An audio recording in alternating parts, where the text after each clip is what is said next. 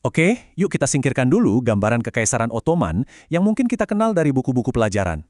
Hari ini, kita bakal bongkar citra itu buat nemuin sebuah kenyataan yang ternyata jauh lebih rumit, penuh intrik, dan ya jauh lebih manusiawi.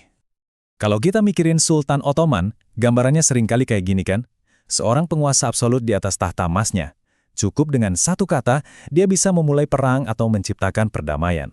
Nah, citra kekuasaan total yang terpusat inilah narasi yang udah bertahan selama ratusan tahun.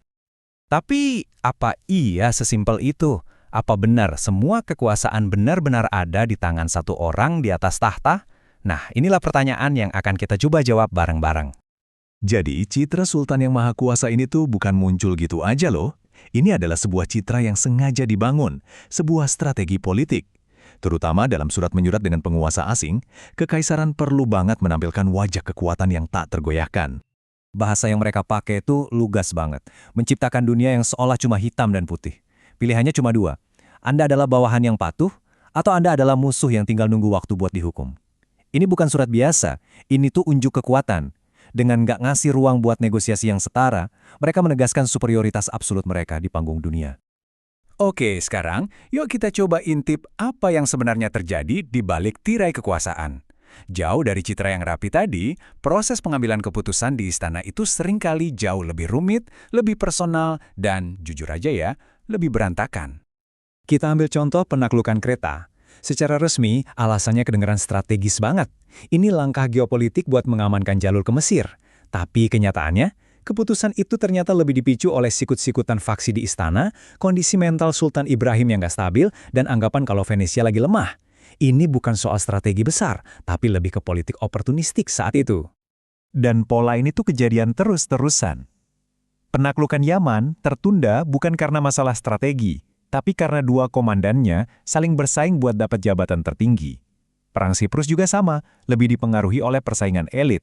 Ini nunjukin sebuah kebenaran yang cukup mengejutkan. Keputusan-keputusan besar yang mengubah peta dunia seringkali lahir dari ambisi dan persaingan pribadi, bukan murni strategi negara. Sekarang, kita tinggalin dulu ya kemewahan istana.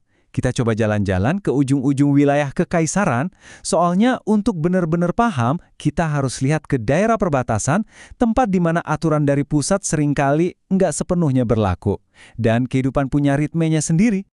Di sini kita ketemu sama konsep kunci, Serhat. Ini bukan kayak garis batas negara yang kita kenal sekarang. Coba bayangin Serhat ini lebih kayak zona perbatasan yang cair dan dinamis.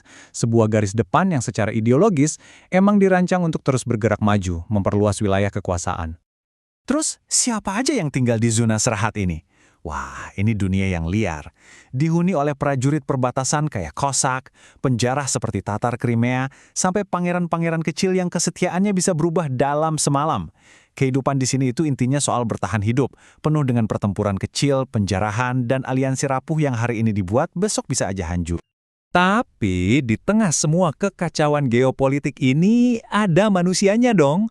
Kekaisaran Ottoman itu bukan benteng tertutup. Justru sebaliknya, ia adalah persimpangan jalan global, panggung bagi berbagai macam orang yang terus bergerak melintasi batas-batasnya yang longgar. Coba bayangin deh keragamannya. Ada pedagang yang cari untung, peziarah yang cari tujuan spiritual, dan misionaris yang menyebarkan keyakinan. Tapi ada juga sisi kelamnya, mereka yang bergerak bukan karena pilihan, tapi karena paksaan, para tawanan perang dan budak. Mereka semua ini membentuk sebuah jaringan manusia yang rumit, yang bikin perbatasan itu hidup dan penuh cerita. Dan buat para tawanan, perjalanan ini adalah neraka di dunia. Sebuah catatan dari masa itu menggambarkannya dengan sangat jelas. Dirantai bersama, sebuah pengalaman yang menyakitkan sekaligus memalukan. Ini adalah realitas brutal dari interaksi di perbatasan. Terus, nasib mereka gimana selanjutnya?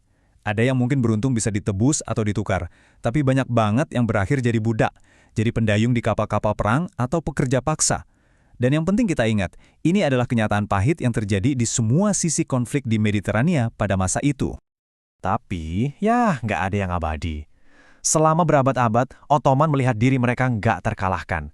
Tapi serangkaian pukulan telak dari luar akhirnya memaksa mereka untuk menghadapi kenyataan baru dan secara mendasar mempertanyakan lagi posisi mereka di dunia. Titik baliknya dimulai di Wina pada tahun 1683. Lalu datang pukulan yang lebih telak, Perjanjian Karlowitz, di mana untuk pertama kalinya mereka kehilangan wilayah secara permanen, selamanya. Kekalahan demi kekalahan terus terjadi, sampai puncaknya pada perjanjian yang sangat merugikan dengan Rusia. Satu persatu, mitos tak terkalahkan mereka mulai runtuh. Ini bukan cuma soal kehilangan tanah loh, ini jauh lebih dalam dari itu. Ini adalah krisis eksistensial.